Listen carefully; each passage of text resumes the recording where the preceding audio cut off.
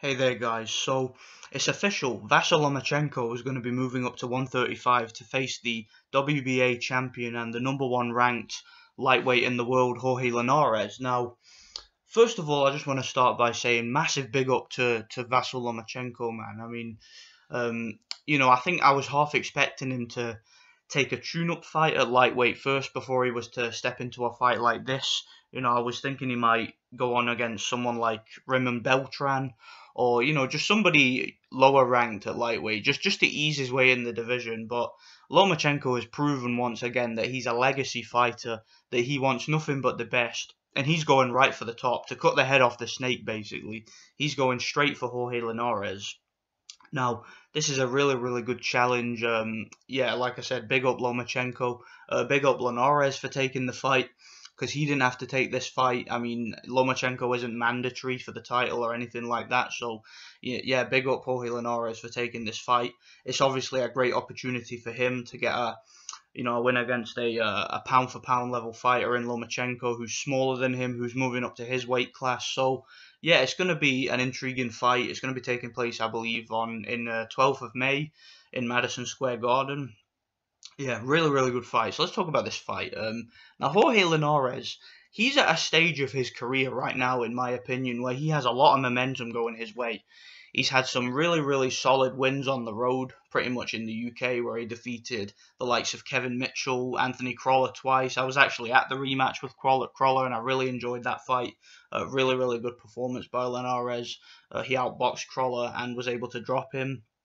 He also had a very good win against former Olympic medalist Luke Campbell last year, and I believe he's fought once since then. I'm not 100% sure. I think he defeated some other guy on points. I didn't see that fight.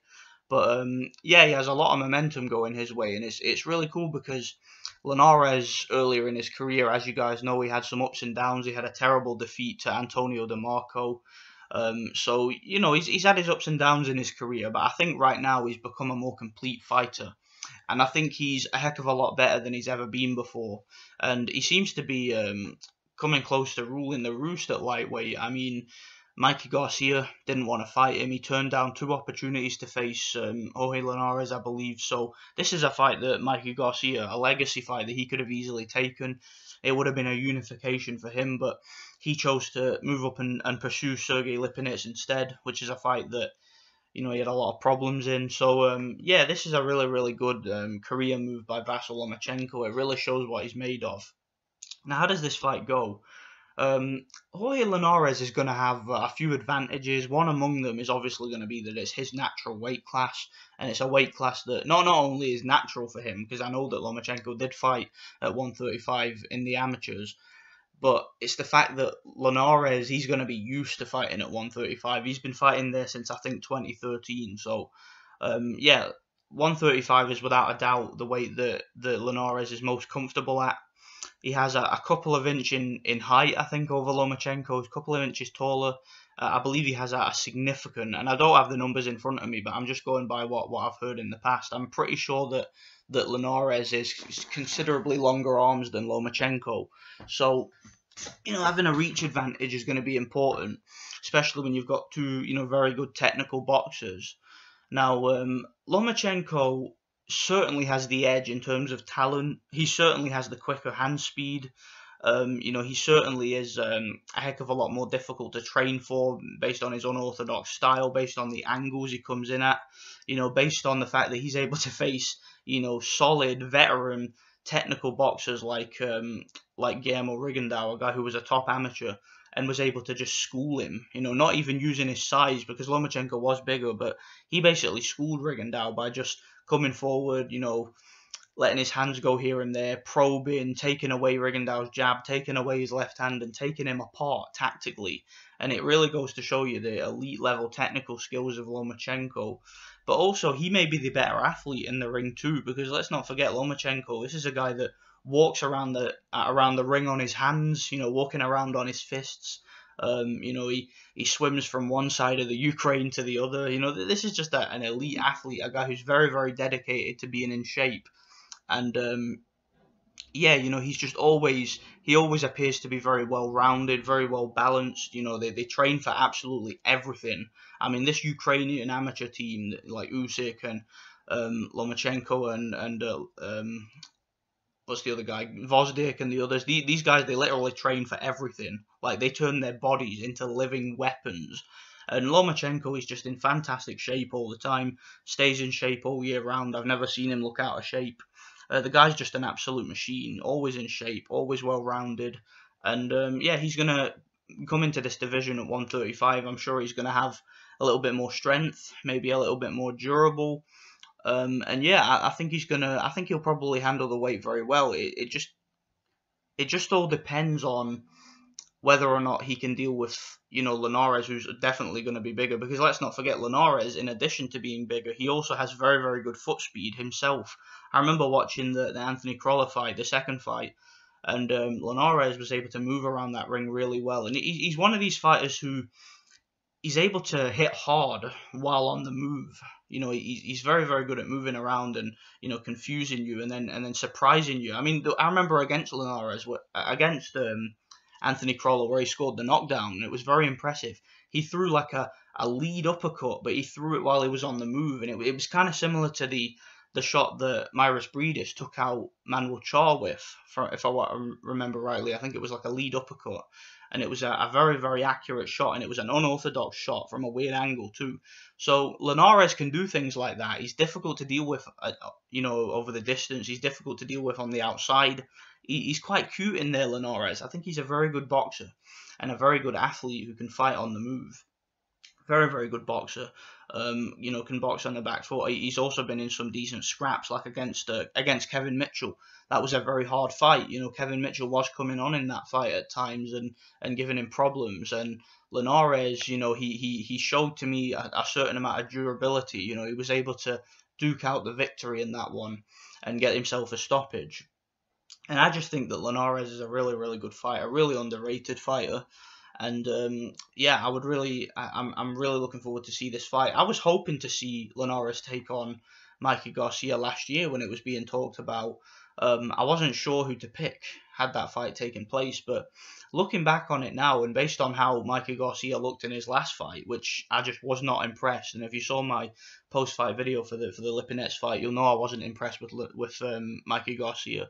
I actually think that I would probably favour Linares to outbox Garcia, but I'd give Garcia a puncher's chance, a solid puncher's chance, because Linares has shown a susceptibility to cuts in the past, and also he has been stopped before. So, you know, I think that obviously I would give that guy a puncher's chance. But as far as Lomachenko goes, Lomachenko isn't the kind of puncher that Mikey Garcia is. You know, he's not as heavy or as heavy-handed as Mikey Garcia, but he can punch.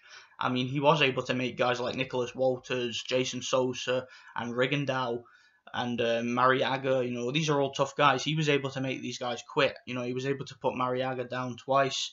You know, he was able to knock what's his name, Roman Martinez out cold, and you know, Roman Martinez is no joke. I remember he came over and dropped Ricky Burns in the first round before losing a decision. But, you know, that's a guy with power and a guy with a decent chin, and Lomachenko was able to put him to sleep. So let's be real, Lomachenko can punch, he can.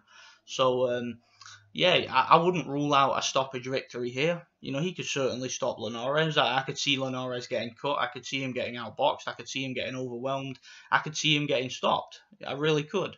But likewise, Lomachenko hasn't really fought anybody like Linares before. I mean, Nicholas Walters had a lot of power, but Nicholas Walters was kind of tethered to the canvas. You know, I heard somebody say Nicholas Walters tethered to the canvas. You know, he's a guy who didn't really have great balance, didn't really have great foot speed, and, you know, was more of a straight up and down fighter. He was kind of basic.